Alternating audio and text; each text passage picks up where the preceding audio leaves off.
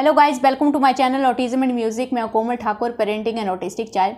Guys, आप सबको पता है कि एक ऑटिस्टिक बच्चे को हर चीज़ आपको खुद सिखानी पड़ती है, चाहे वो लैंग्वेज हो, एक एक वर्ड जो हमारे बच्चे बोलते हैं, एक एक सेंटेंस जो हमारे बच्चे बोलते हैं, आपको पता है उसके ऊपर कितनी ज़्यादा मेहनत होती है, तब जा उनकी वोकैबुलरी डेवलप होती है और बच्चे थोड़ा थोड़ा बोलना स्टार्ट करते हैं। जब तक आप चीज़ों को खुद इंट्रोड्यूस नहीं करवाएंगे, खुद नहीं सिखाएंगे, तब तक ऑटिस्टिक बच्चा उन चीज़ों को बिल्कुल भी नहीं सीखता है। भले ही उसके अंदर वो कैपेसिटी है उन चीज़ों को सीखने की, लेकिन फिर भी इंट्रोड्यूस तो आपको ही करवाना पड़ता है। तो मैं यहाँ पे बात कर रही हूँ थिंकिंग स्किल। थिंकिंग स्किल का डायरेक्ट मतलब है अंडरस्टैंडिंग। अंडरस्टैंडिंग बच्चे में तभी डेवलप होती है जब आप बच्चे की थिंकिंग स्किल के ऊपर वर्क करते हैं। थिंकिंग स्किल मीन्स किसी चीज़ को ऑब्जर्व करना, उसके बारे में जानने की क्यूरियोसिटी उसके अंदर पैदा होना। जब तक ये चीज़ें बच्चे के अंदर नहीं आएंगी, तब तक उसकी अंडरस्टैंडिंग डेवलप नहीं होती। इनिशियल है कि बच्चे पूरी तरह से सेंसरी सीकिंग बिहेवियर में खोए रहते हैं। अपने जो रेपिटेटिव उनके बिहेवियर होते हैं वो बहुत ज़्यादा होते हैं। ये सब चीज़ें इतनी ज़्यादा होती हैं कि मतलब बच्चा बिल्कुल भी दूसरी चीज़ों को ऑब्जर्व करता ही नहीं है। तो ऐसे केस में कुछ इस तरह की एक्टिविटीज़ आपको यूज़ करनी पड़ेंगी जो बच्चे के लिए इंटरेस्टिंग भी हो, बच्चा उनमें फन भी करे और साथ ही साथ बच्चा आपके साथ इंटरेक्ट भी करे जब वो इन एक्टिविटीज़ को यूज़ करे। सो तभी थिंकिंग स्किल जो है वो डेवलप होगी। अब इनिशियली हर चीज़ को सिखाने के लिए, चाहे वो लैंग्वेज ही है, तो हम किसका सहारा लेते हैं? ऑब्वियसली विजुअल का सहारा लेते हैं। तो सेम थिंकिंग स्किल को डेवलप करने के लिए भी अगेन आपको विजुअल का सपोर्ट लेना ही पड़ेगा। इनिशियली अगर आपको थिंकिंग स्किल बच्चे के अंदर डेवलप करनी है तो बिना विजुअल के वो चीज़ नहीं हो सकती है। हर चीज़ विजुअल से स्टार्ट होती है, लैंग्वेज विजुअल से स्टार्ट होती है, ब्रीफिंग मैंने आपको बताया था वो भी इंट्रोडक्शन जो है स्टार्टिंग में वो आप विजुअल की हेल्प करेंगे। थिंकिंग स्किल उसकी स्टार्टिंग भी आप कहां से करेंगे? विजुअल से करेंगे, बिकॉज विजुअल से बच्चे का ध्यान अट्रैक्ट करना जो है वो हमारे लिए इजी हो जाता है और बच्चा कहीं ना कहीं विजुअल सामने है तो उसको थोड़ा बहुत ऑब्जर्व करने की कोशिश जरूर करता है। अगर आप बिल्कुल स्टार्टिंग फेज में है, 3-4 साल का बच्चा है, 5 साल का बच्चा है, आपका बिल्कुल स्टार्टिंग में है, उसका कॉग्निटिव लेवल बिल्कुल पुअर है, थिंकिंग स्किल उसमें ऑलमोस्ट 0 है, अभी तक आपने स्टार्टिंग तक नहीं की है, तो आपके बच्चे के लिए ये बुक्स बिल्कुल परफेक्ट रहेंगी। तो ये जो बुक्स हैं गाइज, ये 3+ के लिए हैं। यानी कि अगर आपका बच्चा जो वो अल्फ़ाबेट को ओनली आइडेंटिफाई करता है, उसको पता है ये ए है, ये बी है, ओनली आइडेंटिफाई करता है, और 1 to 10 को नंबर को भी वो आइडेंटिफाई करता है कि ये 1 है, 2 है, तो इतना काफ़ी है इन बुक्स को यूज़ करने के लिए। फिर उसके बाद जो आपको प्रॉब्लम आती है कि अल्फ़ाबेट तो हम लोगों ने रिकॉग्नाइज़ कर दिए, 1 to 10 भी बच्चा उसको रिकॉग्नाइज़ कर पा रहा है, उसके आगे मुझे कैसे बढ़ना है, यहीं पर पेरेंट्स को बहुत ज़्यादा प्रॉब्लम होती है, क्योंकि बच्चों को भी आगे बढ़ने में बहुत ज़्यादा डिफिकल्टी होती है और हम समझ नहीं पाते हैं कि क्या चीज़ हम लोग यूज़ करें आगे बढ़ने के लिए। तो ये बुक्स बिल्कुल परफेक्ट हैं गाइस, आप खुद देखिए। मैं अभी इनका डिटेल रिव्यू आपको देने वाली हूँ, आप खुद समझ जाएंगे कि ये बुक्स जो हैं वो बहुत ही ईजी हैं और बहुत ही बेनिफिट देंगी आपके बच्चे को उसकी थिंकिंग स्किल को इम्प्रूव करने के लिए। और भी काफ़ी सारी चीज़ें इसमें इंक्लूडेड हैं। चलिए देखते हैं डिटेल रिव्यू में।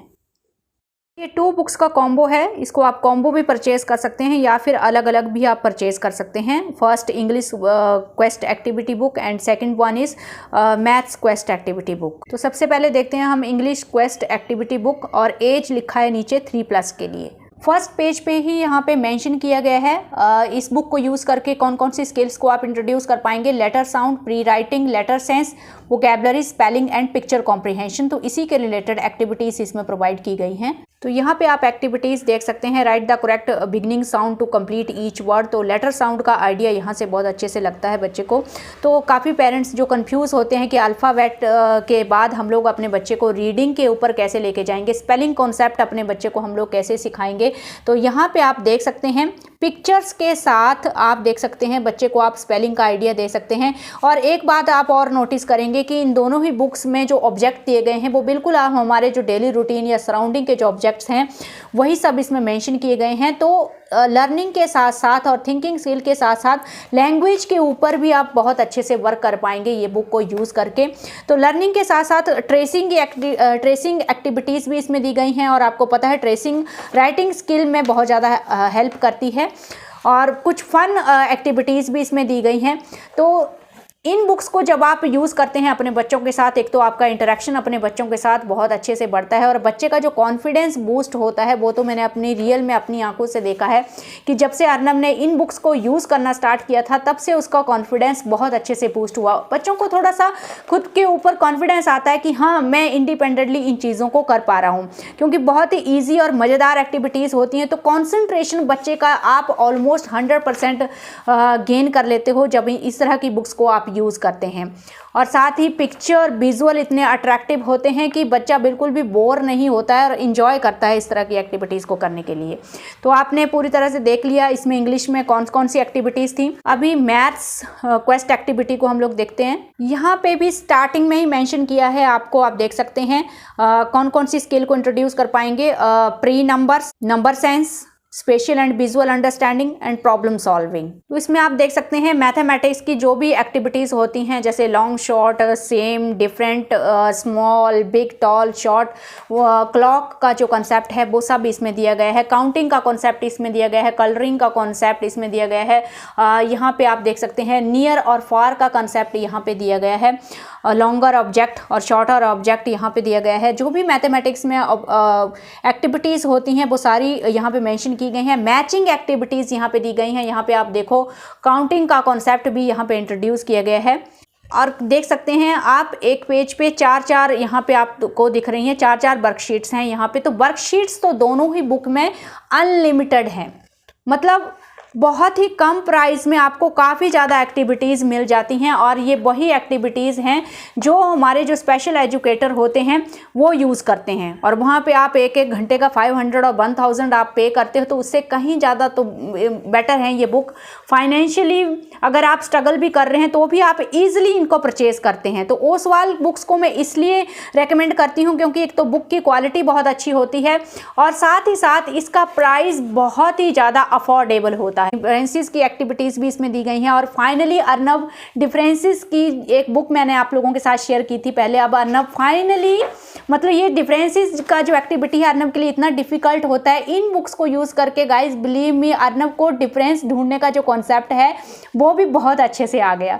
तो मैं बहुत हैरान थी, मैं खुश थी कि कैसे उसको ये डिफरेंस का जो कॉन्सेप्ट है, आप देखो दो पिक्चर्स के बीच में डिफरेंस ढूंढना मतलब कितना ज़्यादा मेहनत का काम है और कितना ज़्यादा फोकस उसमें लगता है। तो अर्नब अभी इन बुक्स को यूज़ करके डिफरेंसेस का कॉन्सेप्ट भी बहुत अच्छे से सीख गया। तो कहीं ना कहीं ये बुक्स जो हैं वो डेफिनेटली वर्क करती हैं गाइस, नो डाउट। तो अभी आपने डिटेल रिव्यू देखा गाइस, मेरी तरफ से ये बुक्स फुली रिकमेंडेड हैं।